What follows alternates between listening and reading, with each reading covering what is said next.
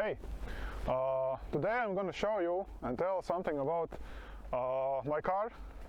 It's Alfa Romeo 159 2.2 GTS gasoline engine.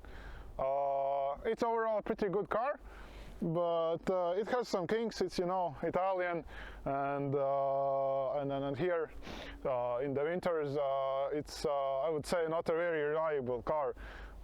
From my experience, I would tell from 10 times one would be that you wouldn't get anywhere. There would be a random ass problem, but yeah. Overall, if you would look around the car, the design is quite intriguing. Actually, when I first saw the car, I fell in love with it, because first I was looking at all kinds of different Golf cars, because I wanted, you know, my first car. We were looking for my first car, and there were different cars, for example, Golfs, Volkswagens, whatever. But I was really into Golfs because, you know, cheap and easy to maintain, everything like that. But when I first saw this car, I fell in love with it.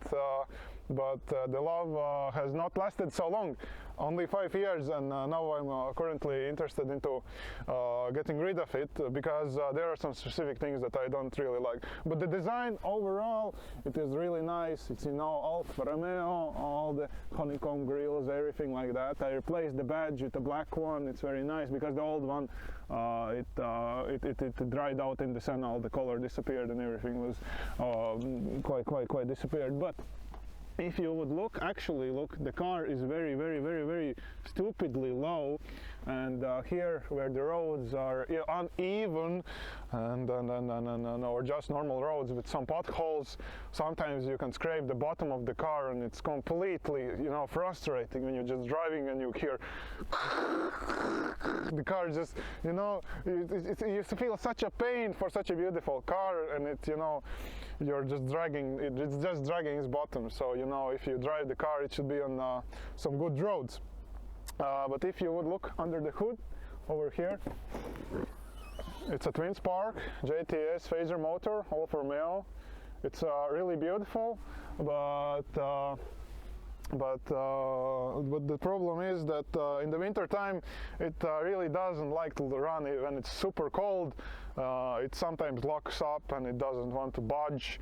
Or for example, a week ago when I wanted to start it at only -3 degrees Celsius, it had some misfires with the cylinders, and I had to go to the service man and ask what to do, and turns out I had to warm it up for like 20 minutes, and only then the cylinder stopped misfiring. But all the other time it just kept almost stopping.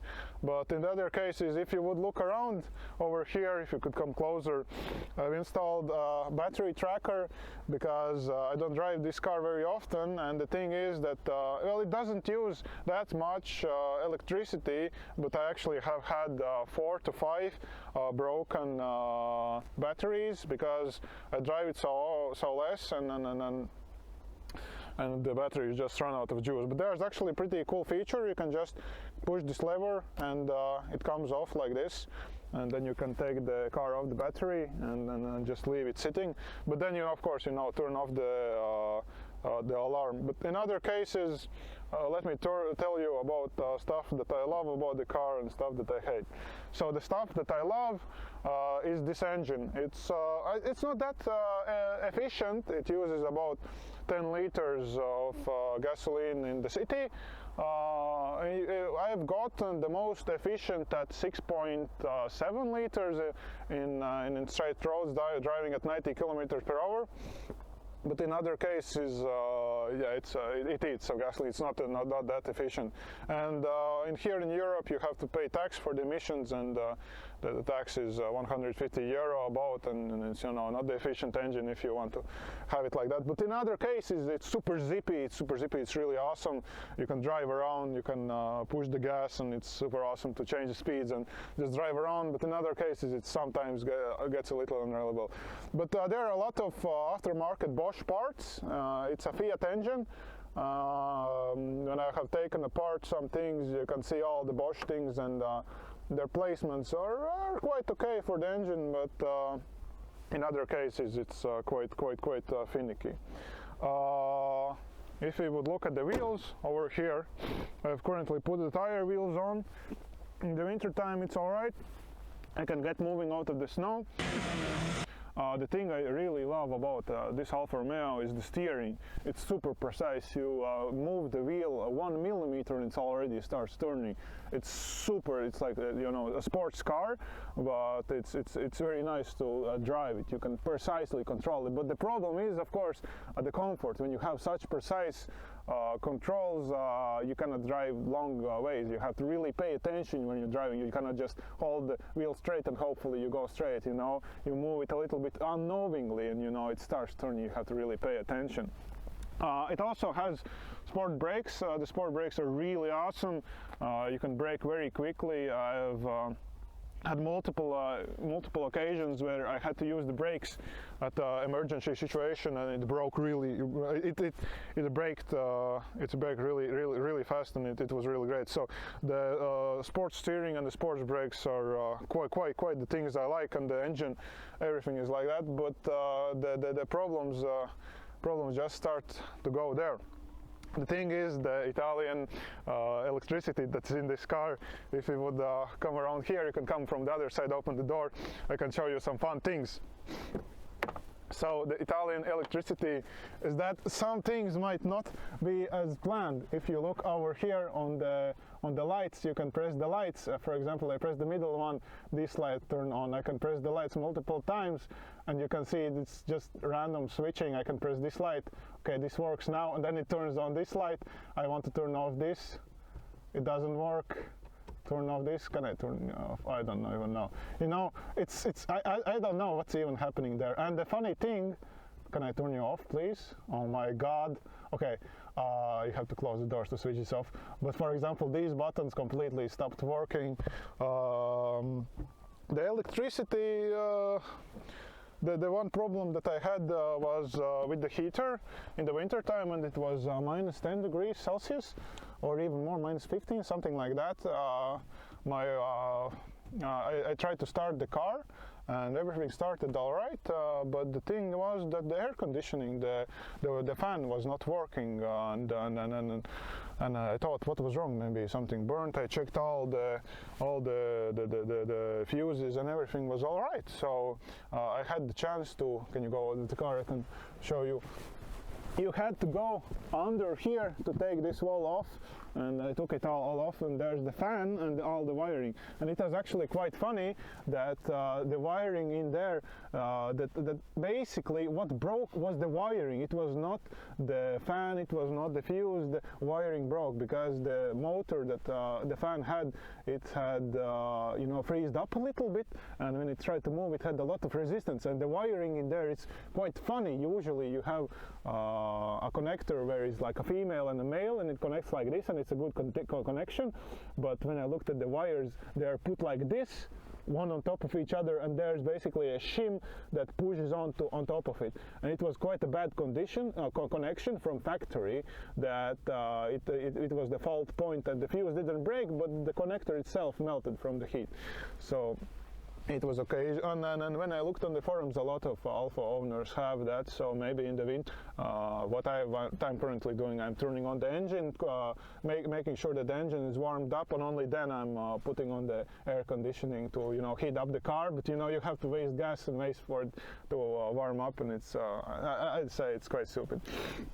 Also, the thing about this car is that driving it feels super nice, but the gear shift over here, it's kind of sports gear shift, but the thing is that if you drive in the city quite a lot, it's actually quite clunky. So if you put it in the gear, it goes very hard. It's super it has a super response, like you can feel it, but it's actually quite hard to put it in gears. I have gone into other cars and it's super easy to put in cars. But the good thing is that you can feel that it is actually has gone into the gear. So it's a hit or miss. I don't know. So I have not misshifted it, but sometimes it's quite finicky to work with. But in other cases, the leather seating over here, it's a sports leather seating. It looks really good. It's red and it's very nice, but it's actually super hard, and in long periods of driving it's quite uncomfortable actually. But in front on the driver's seat it's quite comfortable to sit, but on the back seat, for example, if you have a family, if I open the door, if the door is not stuck, okay, door is not stuck, there's actually not that much space to go in. It's like, you know, super cramped, and it's not very comfortable because again the seats are quite stiff, and when you sit it's not that comfortable. I have not driven in the back seats, but when I drive other people they say, oh my god, it's not too comfortable, and yeah. But you have a handrest over here, and there's a pass-through where you can get to the back. I think something is broken over. No, it's over here. So you can get to the back over here if something, you know, you forget a key, or I don't even know. To get open the boot, there is a small wire over here below the left side of the back passenger seat. You can come around. There's a small wire over here that you can, it's hidden under here. You can pull it like this, and then you open the boot. For me, the remote, wireless remote, it also opens the boot, but the button in the dashboard, it doesn't open anything. So this is the boot space. I have installed a subwoofer over in here. It gives a pretty nice boom.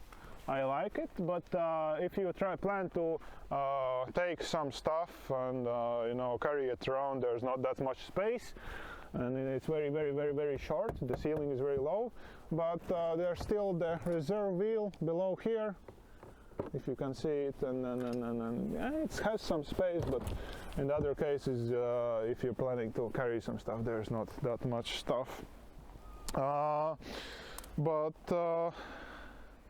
The thing I don't like it is the reliability. As I told, 1 out of 10 times there's something going to be wrong with it. I've not driven it that much, but in that case, I don't know. You know, the electricity, the parts, it all comes down to stuff. And in weather such as where they put salt on the roads, it rusts below. I've taken a look. The previous owner had put some rust prevention under the car, but it still has some minor rust, and after, you know, multiple years it's going to rust, and it's going to be in other cases. But I have installed a few mods in the car. I don't see if you can see it in the daytime, but I've installed the Alfa Romeo logo from the car over here below. You can see it. It was super cheap upgrade, and also have installed the turn lights. Oh, turns out one of my turn lights is not working. Has it frozen? Yeah, it has frozen. The light has gone out. Okay, this one is actually working well. I have to replace that. If you would look over here, it's a very nice light. Over here there was a really dim old fluorescent bulb that just didn't light up at all, so I installed the LED strip over here that goes on like that. But actually that is broken. What? I just half a week ago I passed the service. Wait, this one was not working. But it's a good thing that I have a replacement for it. How the fuck are you not working? Super interesting. In other cases, some models of this car have Bluetooth inbuilt. For example, this one does not, so I have to use a wireless FM transmitter. This Kenner one is super great. I found the best working of them all, so I pretty much like it. But the thing is, I don't like the thing. Well, it's a really awesome car. You know, you love to drive it, but with the reliability as a daily, I would not recommend it as a daily, because you know, it has its own spirit, and it doesn't want to sometimes drive. We had actually a month ago, I had the experience where I put the wireless key into the keyhole, and it completely did not recognize it. It was like, oh, I don't even know that the key has inserted. We tried many times. put it there and back and everything like that. It completely didn't work. I restarted the car, took out the battery, waited some time, put it everything again. Nothing. Okay, it was, I don't know, maybe -1 or 2 degrees. I don't know what happened, but we left the key for some time, for like 5 minutes, and we tried to start the car then, and it actually started with the key, but the wireless key is like, what? How did it work? I don't know. You know, it's just the things that happen with Alfa, and you forget after some time, but still when you want to go, it just doesn't work and you're completely oblivious. There are some tips that I have found with this car that you should learn. If you want to turn off the sirens of the car, the alarm system, you have to use, in the key, you have to use the mechanical key over here. So either you take it and you lock the car, the front door with it over like this. When you lock it, you can, when you just turn it, unlock it or lock it, you turn off the alarm system by itself. Otherwise, if you would have locked it with the electronic key and then you would want to take out the battery, it's going to immediately start the alarm and it's going to wake up the whole neighborhood. So if you want to change the battery or do something like that, I suggest putting the key and turning off the alarm like that. I didn't know that it worked like that, but in that case, it's that was the tip. There's some specific things that I have found in service, that you have some parts of the car that you have to replace quite frequently in the car. For example, the back suspension system that is under here. I don't know if you can see the spring is over behind there, hidden. The spring is actually quite funny. It breaks quite often actually. I've replaced it already in 5 years 2 or 3 times, and I don't know, it's the original part. And since the suspension is, you know, quite stiff with the car, the suspension, the spring just breaks. But the funny thing is that you don't feel it when it breaks, because only the top part of the spring breaks, and you can keep driving on.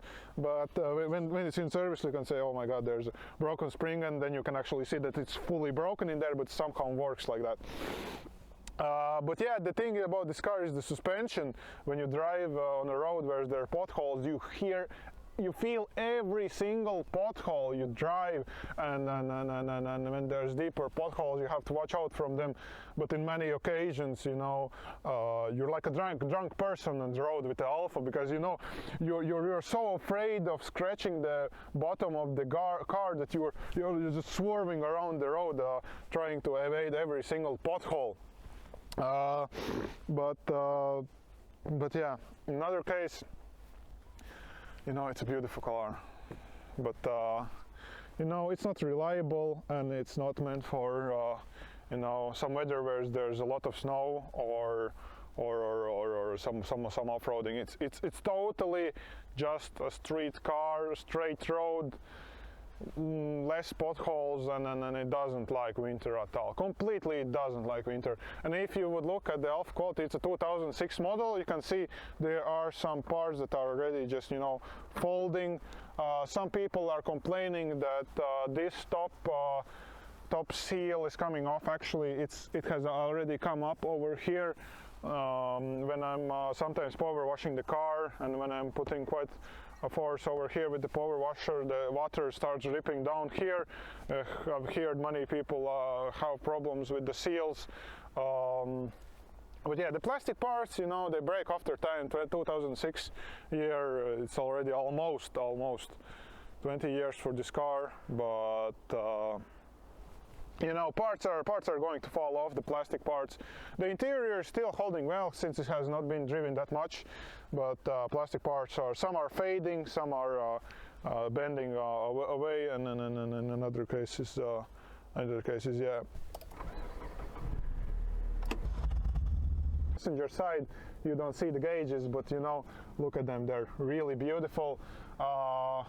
If I would close the door, the light should go off, and if you look up there, you know, all of them light up. And in the night, you know, there's actually a little light coming from the top over somewhere here. There's a hidden light. I have not found it, but you know, it eliminates, it puts some light on the gear shift, and you know, it has some nice color so you can see it. You kind of feel like in a jet plane, really premium in here, and that's the thing I love it, you know, the design and all the buttons, you know, light up, and it's super nice. But in other cases, for example, my oil sensor has gone down. It's super expensive to replace, and you know, it just shows the oil temperature, and yeah. But in other cases, it's super nice, super cozy in here. When the heating works, of course, you're warm and very nice, and all the mirrors, they work very nice. That you can turn it left and down, up and down, everything like that. And then yeah, okay, let's go. Let's drive off. Let's drive off.